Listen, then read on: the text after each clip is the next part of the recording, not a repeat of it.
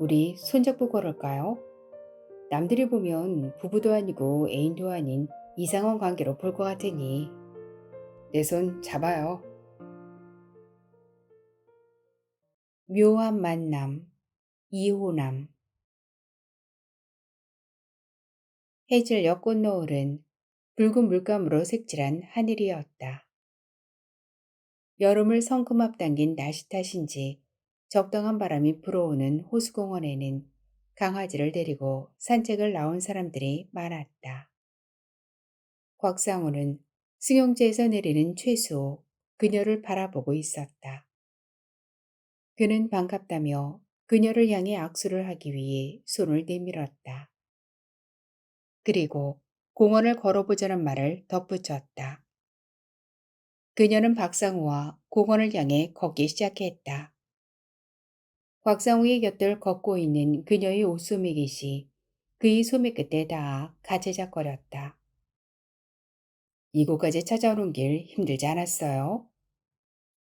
박상우는 그녀의 높은 구두 위로 흙먼지가 발등까지 내려앉는 모습을 바라보며 넌지시 말을 던졌다.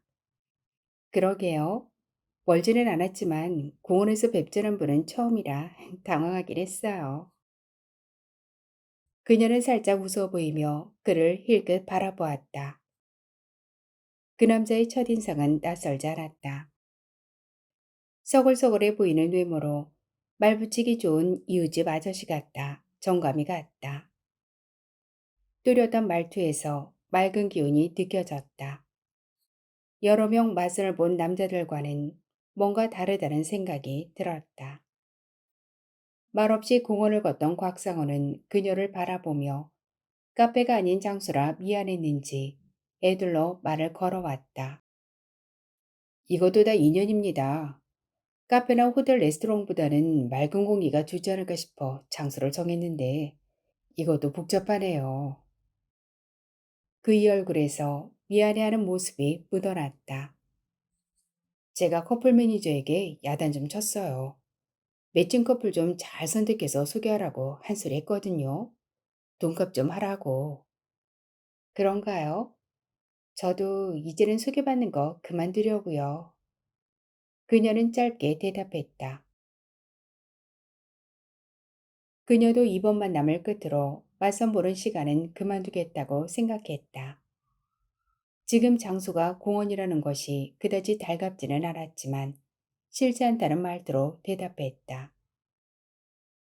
상대편에 대한 배려의 일부라는 생각이 들었기 때문이다.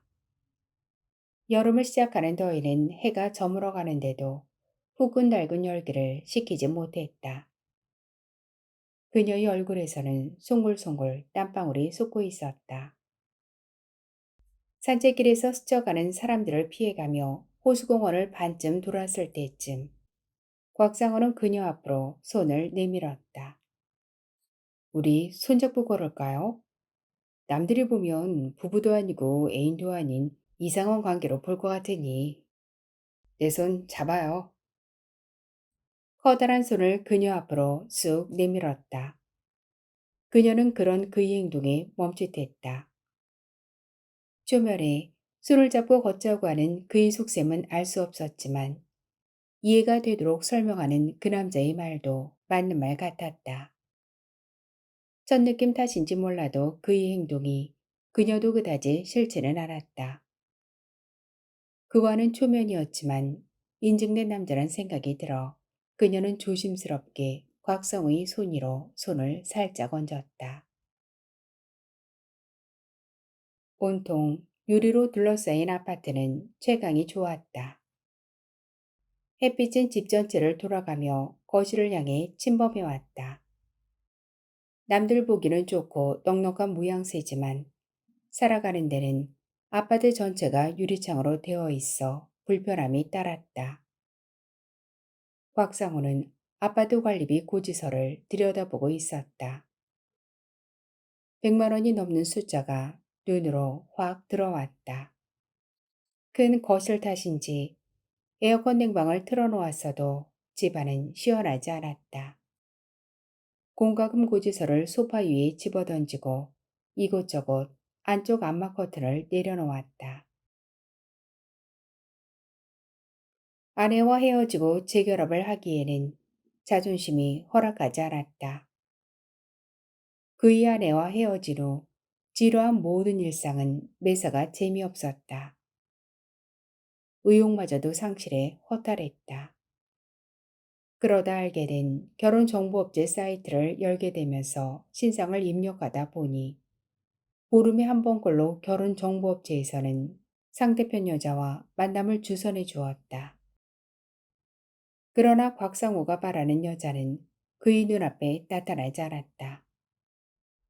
그는 세련되고 인품 있는 여자가 최후의 배우자로 곽상우의 전 아내보다 월등한 여자를 만나게 될 거라고 믿었다. 그는 소개팅에 나갈 때마다 설레는 마음으로 장소에 들어섰지만 인연은 그렇게 선뜻 나타나지 않았다. 성사가 될 때까지 상대방을 만나게 해준다는 말에 많은 비용을 지불했던 곽상우 자신도 슬슬 마음이 지쳐가고 있었다. 그러던 차에 결혼정보업체 매니저에게 전화가 걸려왔다. 상대방 여자의 전화번호를 처음으로 곽상우에게 알려주었다. 전화를 직접 걸어 약속 장소를 정해보라는 연락을 받았다. 곽상우는 결혼 성사가 안 되면 계약금을 돌려받겠다고 엄포를 놓은 것이 약발 같아 기분이 좋았다. 최수옥을 공원에서 만나 데이트를 즐기고 온 후로 곽상우는 그녀가 머릿속에서 살며시 그려지기 시작했다. 첫날부터 손을 잡은 느낌 때문인지 야릇한 감정이 사라지지 않았다. 아들만 둘을 둔 그는 오래전 아이들을 호주로 유학을 보내고 난 후로 아들들은 같은 식구가 아닌 그저 가족의 일원이라는 생각이 들었다. 오랫동안 타국에 살고 있던 아이들이 없는 집에는 곽상우와 둘이 살던 아내의 외로움은 외도라는 결과를 불러왔지만 그는 눈치채지 못했다. 곽상우의 일상은 열심히 돈 버는 일에만 열중했다. 돈을 버는 일과 사회생활에 빠지다 보니 아내에게 소홀했던 곽상우는 배신을 당하고 말았다.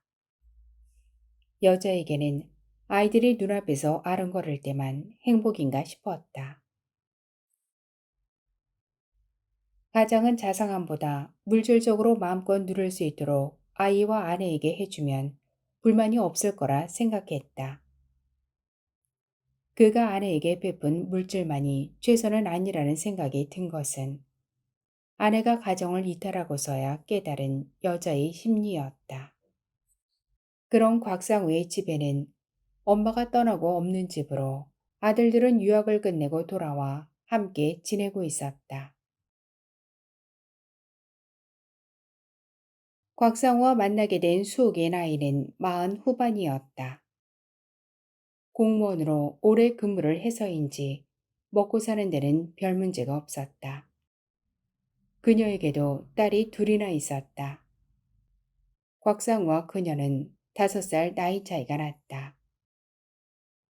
그러다 보니 그녀의 딸들과 곽상우의 아들과의 나이 차이는 그리 크지 않았다. 곽상우는 그녀를 만난 지 얼마 되지 않았지만 하루에도 몇 번씩 그녀에게 전화를 걸어 친밀감을 쌓으려 했다. 전 아내에게 받은 충격은 실로 큰 변화를 가져왔다. 돈이 아닌 마음을 얻는 것이 사랑이라고 여겨졌다. 그리고 빨리 가족들과 상견례를 하고 그녀와 한 집에서 살고 싶다는 생각이 들었다. 그녀를 만나고 나서 곽상우는 결혼정보업체에도 믿어볼 만하다는 생각이 들었다. 많은 돈을 지불했지만 그것이 아깝다는 생각은 잊어버렸다. 그녀를 만나고 온 그날부터 그는 좀처럼 타고 다니지 않던 외제차를 타고 그녀를 만나러 갔다. 곽상우의 큰 평수의 아파트도 그녀에게 구경시켜주고 싶었다. 그녀의 모습이 상상이 가서 슬며시 웃음이 났다. 그녀와 함께 살게 될 미래는 전부인 보란 듯이 그녀와 잘 살아보리라는 다짐을 했다. 곽상우의 얼굴에서는 매일 웃음이 떠나지 않았다. 중년이 되어 만난 두 번째의 사랑. 곽상우는 한 번도 느껴보지 못한 신혼의 단꿈을 꾸는 기다림으로 매일 마음이 부풀어 있었다. 컴퓨터 화면 아래서 살며시 결혼정보 광고가 밀고 올라왔다. 수욱의 컴퓨터에서 자꾸만 쓸데없는 광고가 떠올랐다. 궁금증에 한번 들어가 본 사이트가 문제였다. 연애도 못 해보고 결혼을 하고 보니 남자 보는 눈이 없었던 수욱으로서는 결혼에 실패를 했다. 두 딸을 데리고 이혼을 했지만 양육권과 집 한 채가 그녀의 위자료였다. 당장 불편하게 살지 않았던 것은 그녀의 든든한 직장이 한몫을 한 결과였다.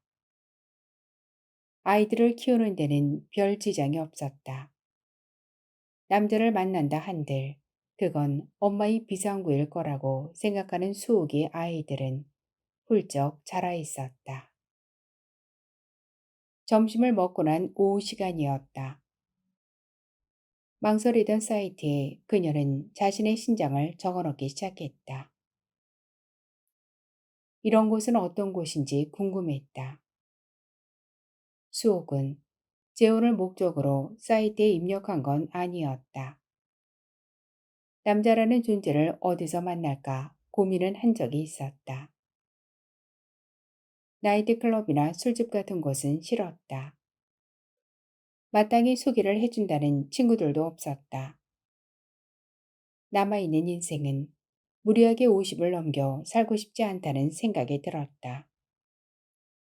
지금이 가장 좋은 나이라는 생각이 들기 시작했지만 아직 결혼하지 않은 두 딸들이 마음에 걸렸다. 결혼이라도 시키고 난 후 남자를 만나는 것이 옳다는 생각이 들었지만 조금 더 시간이 지난다면 뒷방 노인네처럼 늙어갈 자신이 싫었다. 자식들에게 짐으로 남겨줄 엄마라는 자리도 부담감이 들었다. 연애 결혼을 하게 된 수옥의 청춘은 20대의 짧은 시간을 보내고 결혼을 했다. 젊음은 아쉬운 시간들이 많았다. 이제 50을 바라보는 나이가 되고 보니 중년도 얼마 남지 않은 것 같아 매칭 사례비라도 주고 정확한 신분의 남자를 만나는 것이 옳다고 생각했다. 수옥은 업무용 컴퓨터에 떠오른 사이트에 자신의 신상을 입력하고 나자 사나흘이 지나 결혼정보업체 커플 매니저라는 여자가 수옥을 찾아왔다. 처음엔 사귈 수도 있다는 생각이 들었다. 그녀는 심사숙고했다. 그러나 매니저라는 여자의 설득으로 결국 비싼 비용을 지불하고 회원 등록을 했다. 수옥이 받은 신부 등급은 어떻게 주어졌는지는 알 수 없었지만 정말 큰 비용을 지불했다. 무슨 용기였는지 그녀 자신도 알 수가 없었다. 결혼정보업체는 그녀에게 만나야 할 남자와 장소, 시간을 통보해 주었다. 맞선에 나온 남자들은 그녀보다 10살이나 연상인 사람들도 있었다. 가진 자의 선택처럼 건방진 사람들도 있었다. 그녀 또한 재혼을 목적으로 만나고 싶다는 생각은 없었다. 맞선이 무엇인지 호기심이 더 많았다. 수옥이 만나본 사람마다 매칭으로 연결하고 싶은 사람은 없었다. 첫 번째 맞선 소개팅을 하러 가는 날은 마음이 두근거리기도 했었다. 그러나 맞선 남자들과는 그날이 처음이자 마지막 날이었다. 두 번은 만나지 않았다. 그만큼 그녀에게 재혼은 절실하지 않은 것 같았다. 곽상우와 만난 이번이 마지막 만남으로 끝을 내겠다고 마음먹었다. 수옥의 매니저는 매칭 남자한테서 직접 전화가 갈 거라고 꼭 만나라는 전화를 남겼었다. 오늘로 마지막이라며 만난 그가 곽상우였다. 호텔 라운지는 고급스러웠다. 서울의 야경은 어둠을 아름다운 오색별들로 수놓고 있었다. 지금 호텔 레스토랑 분위기만으로도 압도당하는 기분이었다. 아버지와 아들들, 수옥을 닮은 딸들이 그들과 만나는 상견례 자리였다. 곽상우를 향해 수옥의 딸들이 멋쩍게 인사를 하며 고개를 숙였다. 간단한 눈인사가 끝나고 곽상우는 곁에 앉은 큰아들과 작은아들 이름을 소개한 뒤 그녀도 자신의 딸들을 소개했다. 그리고 자리에서 일어난 곽상우는 수옥의 딸아이 곁으로 다가갔다. 그리고 그녀의 큰딸과 작은딸의 어깨에 손을 살포시 얹으며 다정하게 말을 건넸다. 너희들 너무 예쁘구나. 이쁘게 잘 자랐어. 잘 컸어. 우리 딸들은 이 세상에서 가장 멋진 신랑감을 만나야겠네. 그는 그녀의 딸들을 우리 딸들이라고 호칭을 바꾸어 말을 건넸다. 곽상우의 목소리는 친아빠가 하지 못했던 인자한 음성으로 두 아이들의 어깨를 토닥여 안아주었다. 순간 수옥은 고맙다는 생각이 들었다. 저 정도의 마음이라면 한가족으로 충분히 살아도 될 것 같았다. 살며시 웃는 수옥의 딸들 눈빛에서 살짝 이슬이 맺히고 있었다. 오랜만에 만난 아빠의 음성으로 착각한 것처럼 보였다. 아니 수옥의 두 딸들은 지금 만날 아빠라면 차라리 진작 자기들 아빠로 왔으면 좋았을 거라는 생각이 가득해 보였다. 그리고 새로운 가족으로 잘 지내보자는 말과 함께 술잔을 들어 한 곳으로 모았다. 고운 소리를 내는 와인잔 속에는 레드 와인이 살짝 출렁이고 있었다. 아이들과 상견례가 있은 후 두 집안 아이들은 서로 전화번호를 교환하고 오빠와 동생으로 만나 식사도 하며 사이좋게 지내게 되었다. 갑자기 생긴 곽상우의 아들들은 여자들이 없는 집에서 자라다 보니 친 여동생들 같아 매일 신이 난 모습들이었다. 수옥의 딸들도 아빠가 없는 부재의 자리가 새로 생긴 오빠들로 인해 마음이 들떠 있었다. 예전부터 알고 지낸 오누이들 같았다. 엄마와는 또 다른 그들의 그림을 그려가고 있었다. 영어에 능통한 곽상우의 아들은 제법 수옥의 딸들에게 토플 영어 교사가 되어주기도 하였다. 곽상우와 수옥은 적어도 1년은 사귀어보고 결혼을 하기로 했다. 그건 겪어보고 살겠다는 그녀의 생각이었다. 그러면서 그들은 곽상우의 전부인과의 묵은 살림들을 치우기 시작했다. 곽상우는 그녀와 매일 새로운 집기류를 준비하고 사들였다. 그는 수옥에게 직장을 그만두고 집에서 살림만 해주길 권했지만 수옥은 그렇게 빨리 직장을 그만두고 싶지 않았다. 오랜 시간 애써서 쌓아올린 그녀가 지켜온 자리를 쉽게 포기한다는 것은 아쉬움이 많았다. 아이들과 굶지 않고 지낼 수 있었던 것도 지금 수옥의 직장이 한 몫을 톡톡히 한 셈이었다. 그래서 직장에 대한 애착이 아닌 고마움이 깊었다. 곽상우는 자신의 집에서 저녁을 준비하는 수옥을 향해 살짝 베커글을 하며 허리춤을 감싸 안았다. 당신은 언제 직장 그만둘 거야? 생활비는 내가 준다니까. 곽상우는 그녀를 만난 지 얼마 되지 않아서부터 수옥을 여보라는 호칭을 넣어 부르기 시작했다. 곽상우는 퇴근하면 아내가 차려주는 한 끼의 집밥이 그리웠다. 아내가 떠나간 후로 그는 늘 밖에서 저녁을 해결하고 집에서는 잠만 자고 출근하는 것이 전부였다. 그런 떠돌이 같은 하루가 이제는 싫다는 생각이 간절했다. 가끔씩 수옥이 차린 밥상을 곽상우의 아이들이 함께 먹는 집밥은 타지에서 살던 아이들도 특별한 밥상이 되었다. 함께 산다는 가족의 의미를 느껴보는 그런 기회에 모두는 만족했다. 두 집 아이들은 이해하기 힘들 정도로 너무 가깝도록 붙어 다니며 친숙하게 지내고 있었다. 한 계절은 쉽게도 지나가 버렸다. 이제 이번 가을이면 곽상우는 새롭게 한 집에서 살 수 있다는 수옥과의 부푼 꿈으로 둘이 꾸민 60평 남짓한 아파트도 확연하게 달라져 있었다. 온화한 분위기가 집안에 역력하게 묻어났다.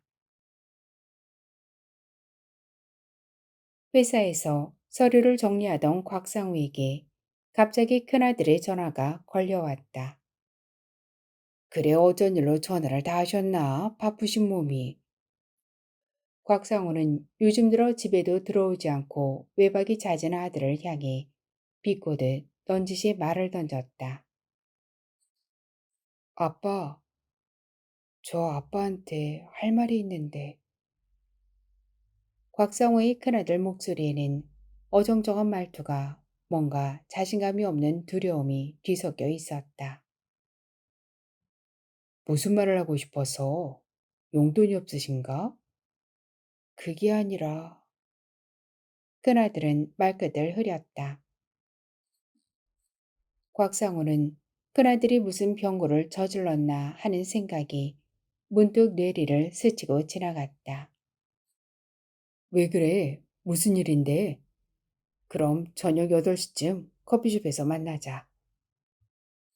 곽상우는 오늘 일정이 빠듯했지만 아들이 얼버무리는 소리가 아무래도 궁금했다. 그는 약속 장소에 나가기 위해 나머지 일정을 서둘러 마무리할 수밖에 없었다. 저녁 무렵이 다 되어서 마지막 거리처를 다녀온 곽상우는 그 길로 아들과 만나기 위해 약속한 장소를 향해 승용차를 몰았다. 곽상우가 들어선 카페에는 지아라는 가수의 술 한잔해요라는 발라드의 슬픈 음률이 귓전에 파고 들어왔다. 이내 그는 두리번거리며 아들을 찾았다.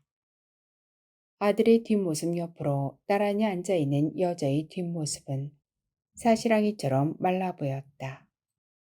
곽상우는 그들을 향해 스적스적 걸어갔다. 가까이 다가간 그는 예상치 않은 모습에 눈이 휘둥그레졌다. 어? 딸도 같이 왔어? 긴 머리의 여자는 수옥의 작은 딸이었다. 곽상우는 혼자가 아닌 아들이 안심되면서 한결 무거웠던 마음이 다소 가벼워졌다. 무슨 일로 두 사람이 함께? 곽상우의 반가운 표정과는 달리 두 사람의 표정은 대조적으로 그리 밝아 보이지 않았다. 어제거나 만났으니 우리 저녁 먹으러 근사한 곳으로 가자는 곽성우의 말을 흘려들으며 그의 아들은 무겁게 입을 열었다. 아빠, 저 은이랑 결혼하면 안 돼요? 생각지도 못한 말이 아들의 입에서 튀어나왔지만 곽상우는 본인이 잘못 들었다고 여겼다. 야 임마, 뭔 장난질을 그리 하냐? 동생한테 못하는 말이 없어. 곽상우는 태어난 척했지만 갑자기 가슴이 서늘해오기 시작했다. 두 아이들의 표정은 웃음기를 잃은 얼굴로 심각해 보였다. 그런 아이들의 표정을 보며 그는 장난말이 아니라는 생각이 들었다. 무슨 말이야? 확실히 얘기해봐. 무슨 말인지. 일단 큰아들의 말을 들어보자고 생각했다. 곽상우의 큰아들은 더듬거리는 말투였다.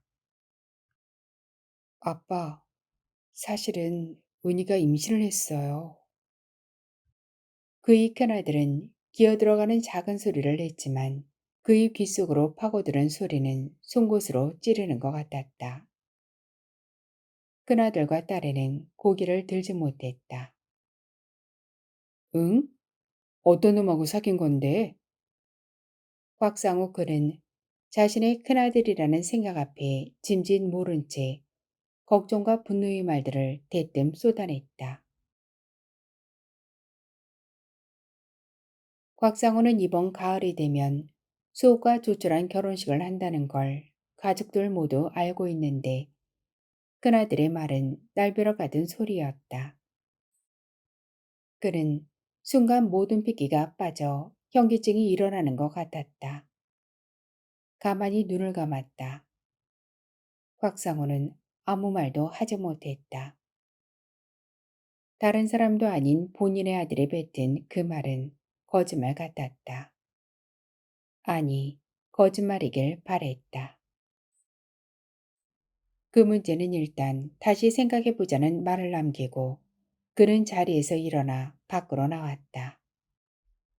주위는 온통 어둠이 짙게 내려앉아 있었다. 곽상우의 어깨는 돌덩이를 한가득 담긴 배낭을 가세질러 메고 나온 느낌이었다. 그 느낌은 간단한 것이 아니었다. 아니, 쉽게 지어질 성질의 것이 아니었다. 그로부터 시간이 흐를수록 곽상우 그는 삶의 희망을 잃은 듯 매사가 힘을 잃고 흐느적거렸다. 그만큼 그는 수호 그녀와의 미래를 옹골차게 그려나갔고 그런 미래를 위해 모든 생활의 포커스를 그녀와의 재혼에 집중하고 있었던 차였다. 그런데 예상치도 않았던, 아니 꿈속에서도 생각지 않았던 암투에 걸렸으니 어떻게 해야 할지 갈피를 잡을 수가 없었다. 마치 미로 속에서 출구를 찾지 못해 방향 감각을 잃어 헤매는 꼴이 된 셈이었다. 시간은 자꾸 흘러갔다. 그는 고민에 빠져 있었으나 큰아들 녀석은 자신들만의 미래를 향해 아버지의 입장은 아랑곳하지 않고 결혼 준비를 해나가는 것 같았다. 부모가 말린다고 되는 것이 아니었다. 자신들의 행복이 우선이라고 생각하는 것 같았다. 이런 판국이니 곽상우 그가 아버지의 권위나 위험으로 해결하기엔 너무 커버린 품밖의 자식이 된 것이었다.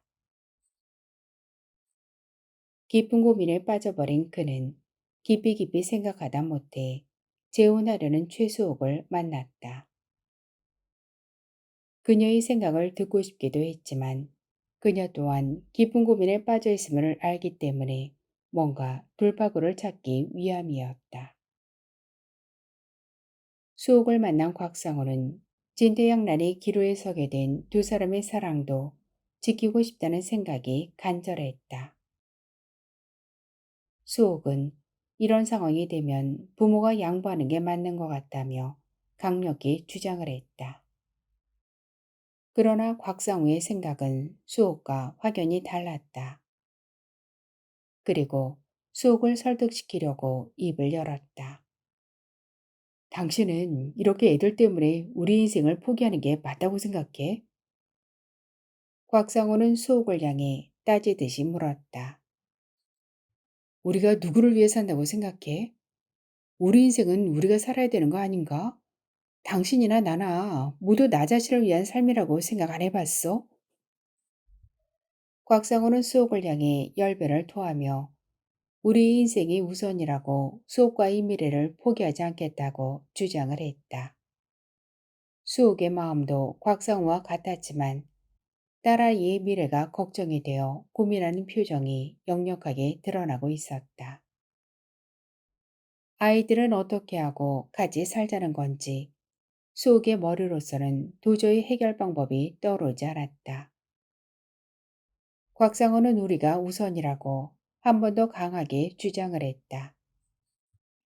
아이들은 젊으니까 기회가 있다고 말하며 우리가 원만하게 살아야 아이들의 행복도 보장할 수 있다고 밀고 나갔다. 곽상우는 그날 수옥과의 만남에서 확실한 결론을 내지 못한 채 수옥을 그녀의 집 앞까지 데려다주고 그도 집으로 향했다. 한겨울에도 봄이 온다는 말이 있다고 했다. 겨울은 아니지만 무거운 마음 탓인지 몸살기가 느껴졌다. 집으로 돌아온 곽상우 그는 장식장에서 위스키 한 병을 꺼내 식탁 위에 올려놓았다. 오늘은 도저히 말이 통하지 않는 수옥과 큰아들의 일로 술이라도 실컷 마시고 싶은 심정이었다. 아니, 너무나 고민이 깊어 술을 마시지 않고서는 도저히 잠들 것 같지 않았다. 유리잔에 위스키를 가득 채웠다. 그리고 단숨에 마셔버렸다. 위스키에 쌓은 목넘김이 숨구멍을 뚫어주는 것 같았다. 곽상우는 어젯밤에 마신 술 기운 탓에 다음날 아침까지도 숙취가 해소되지 않아 머리가 아파왔다. 그리고 그는 수옥과 큰아들에게 전화를 걸었다. 두 사람을 불러서 결판을 내고야 말겠다고 생각했다. 이번 일을 결론짓지 않고서는 도저히 회사 일이 손에 잡힐 것 같지 않았다. 그는 수옥과 큰아들을 집에서 만나자는 약속을 하고 전화를 끊었지만 마음은 개운하지 않았다. 그날 저녁이 다 되도록 곽상우는 종일 자리에서 일어나지 않았다. 술 기운 탓도 있었지만 어떻게 결론을 내야 좋을지 고민이 깊었다. 그의 큰아들 인생과 자신의 인생을 결정하는 문제는 그리 쉬운 일이 아니었다.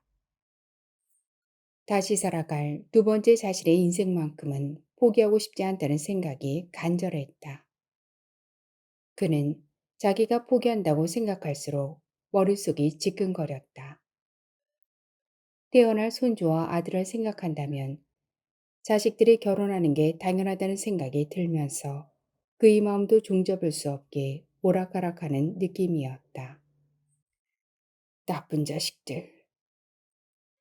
그들을 이해하려고 할수록 곽성우의 입에서는 자꾸만 서운한 말들이 입 밖으로 튀어나왔다. 저녁 무렵이 다 되어 수옥과 곽성우의 큰아들이 집으로 들어섰다. 그도 자리를 털고 일어나 그들을 기다리고 있었다. 그의 큰아들은 그간 고민을 많이 한 탓인지 그 사이 얼굴이 헬쑥해져 수축해 보였다. 곽상우는 아들을 향해 어떻게 할 것인가를 물어보았다.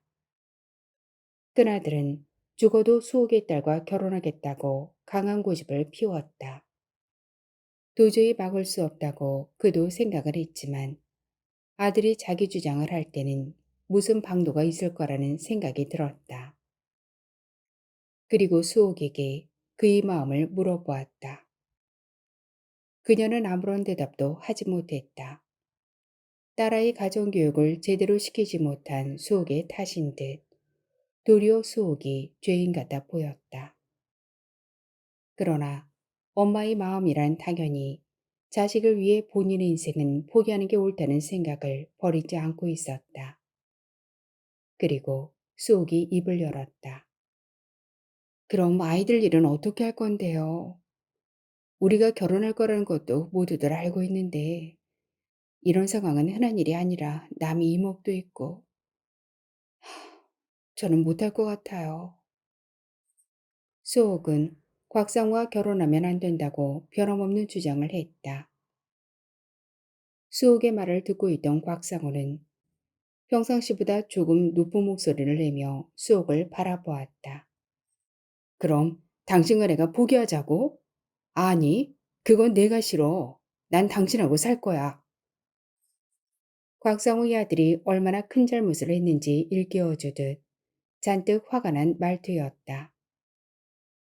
이런 상황은 관계가 묘하게 얽혀있는 TV 속 드라마일 뿐 현실로 받아들이기에는 한숨이 나왔다. 그러나 아이들도 곽상우 자신도 결혼을 못할 이유 또한 없다는 희망이 밀려왔다. 수옥의 딸과 곽상우의 큰아들은 친남매 사이가 아니라는 생각이 하나의 돌파구처럼 파고들었기 때문이었다. 그때 조용히 생각에 잠겼던 수옥이 몇 번 군침을 삼키더니 결심을 한 듯 입을 열었다. 그녀는 습관처럼 흘리던 미소를 버리고 곽상우와 큰아들을 바라보며 결혼을 하겠다고 말을 했다. 곽상우의 큰아들은 몹시 놀라는 모습이었다. 그녀도 둘의 결합으로 인해 어떤 결과가 다가오더라도 곽상우 그를 믿어보기로 했다. 지난번 만남에서 누구를 위해 나머지 인생을 살 거냐고 힘주어 말하던 그의 모습이 떠올랐다. 그래서 수옥은 그와 결혼을 하겠다고 마음을 먹었다.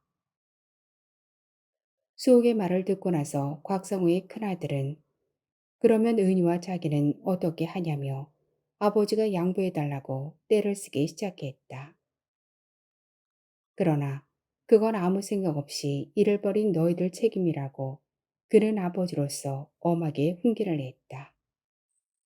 그리고 곽상우는 큰아들을 향해 성인이라면 모든 걸 결정한 사람이 책임도 지는 거라며 따끔하게 일러주었다. 곽상우도 큰아들과 은희의 앞날을 걱정하지 않을 수 없었다. 그때 곽상우의 아들이 제안을 했다. 아빠, 저희 외국으로 나가 살면 안 될까요? 그러면 큰 문제가 없잖아요. 아들은 이런 경우를 대비해서 미리 준비했던 말을 하는 것 같았다. 아들의 말을 듣고 한참을 생각한 곽상우는 수호과 아들을 번갈아 바라보았다. 그래, 좋아. 그럼 그렇게 하자. 그것이 모두를 위해 제일 좋은 방법인 것 같다. 너는 은희와 외국으로 나가서 살아봐. 호주는 네가 유학을 한 곳이니 그곳이 제일 좋을 것 같네. 곽상우는 지금부터 아들과 은희가 떠날 모든 준비를 시작하라고 일러두었다. 그리고 수옥에게도 간소하게 아들의 혼인을 준비해보라는 부탁의 말을 덧붙였다. 세 사람 모두 곽상우의 큰아들 말에 동감을 하고 낯빛이 환해지기 시작했다. 길이 보이지 않던 곳에 길이 보이기 시작한 것처럼 수옥의 집과 곽상우의 가족만 괜찮다고 생각하면 큰아들과 곽상우의 인생은 이별이 없는 인연으로 하나의 부모가 둘이 부모 역을 맞이하는 조금은 윤리적 측면에서 어긋난 행위일지라도 외국이라는 나라에서 아들이 산다면 괜찮을 것 같다는 생각이 들었다. 모두가 상처받지 않고 살아갈 수 있는 돌파구를 만들고 난 후 그의 아들과 수옥이 각자의 거처로 돌아갔다. 그간 고민에 쌓여있던 곽상우는 자리를 털고 일어났다. 이제부터는 준비할 것들이 많다고 생각하며 휴대폰 속에 이름을 뒤적였다. 오늘은 거실 햇살이 포근하게 느껴지며 마음이 간사하다는 생각이 들었다. 그리고 오랫동안 소식을 전하지 않았던 호주에 사는 그의 누나에게 전화를 걸었다. 큰아들과 수옥의 딸 은희가 그곳에서 살아갈 주택을 마련해달라는 부탁을 했다. 마지막 대안으로 아들이 생각해낸 방안에 그는 마음이 홀가분해져 있었다. 수옥의 딸과 호주에서 살겠다는 말을 꺼냈을 때 그 자신도 생각해 두었던 말을 아들이 먼저 꺼내서 마음의 짐을 덜어낸 것 같았다. 아빠의 허락을 받고 기뻐하는 아들을 보며 그들의 행복도 인정해주고 싶었다. 이번 일로 가슴을 졸였을 수옥의 딸이며 며느리가 될 은희에게 전화를 걸어 마음고생이 많았을 거라는 위로도 잊지 않았다. 큰아들의 미래는 태어날 손주를 위해서라도 지원을 충분히 하겠다는 약속을 단단히 해두었다. 곽상우가 모든 결정을 끝내고 나서 그와 수옥의 집안은 폭풍을 만났다가 근심을 털어낸 것처럼 편안해 보였다. 그나들이 외국으로 떠나고 나면 그는 수옥과 결혼하는 것으로 결말을 지었다. 그리고 수옥과의 결혼 날짜를 발표했다. 여름이 꼬리를 감추고 가을로 접어드는 날씨는 맑고도 쌀쌀하게 느껴왔다. 그나들 내외가 떠나는 날이 되어 모두 공항으로 배용을 나와 있었다. 공항은 여전히 분주하고 어수선했지만 아직 도착하지 않은 아이들을 기다리며 수옥과 공항 커피숍에 앉았다. 곽상우는 우여곡절의 시간들이 머릿속을 스치고 지나갔다. 전날 수옥과의 만남에서 곽상우가 내밀던 손을 그녀가 잡지 않았다면 그녀와의 인연은 지금까지 이루지 못했을 것 같다는 생각이 들었다. 그녀를 보는 순간 자신의 연인이라는 생각이 분명하게 다가왔다. 지금 지켜주고 사랑하고 싶은 여자 최수옥을 놓치고 평생을 후회하지 말라며 강력히 곽상우의 마음은 주장질을 했었다. 지금 곽상우 곁에 있는 수옥이 그의 자식들보다 고맙다는 생각이 들었다. 그간 혼자 살며 느낀 허전함이나 무력함은 수옥을 알고 나서 모두 사라져버렸기 때문이었다. 곽상우의 아들과 수옥의 딸이 공항에 도착했다는 말에 그는 수옥의 손을 잡고 일어섰다. 수옥은 공항 로비에 도착한 아이들을 보는 순간 시울이 붉어져 왔다. 그냥 오빠와 동생으로 지내서도 좋았을 것처럼 순수하고 다정해 보였다. 그러나 수옥의 눈에는 호주로 떠나는 자식들이 물가에 내려놓는 아이를 같아 마음이 편찮았다. 수옥의 딸아이가 엄마를 향해 뛰어와 덥석 안겨왔다. 수옥은 딸아이와 곽상우의 아들도 꼭 안아주었다.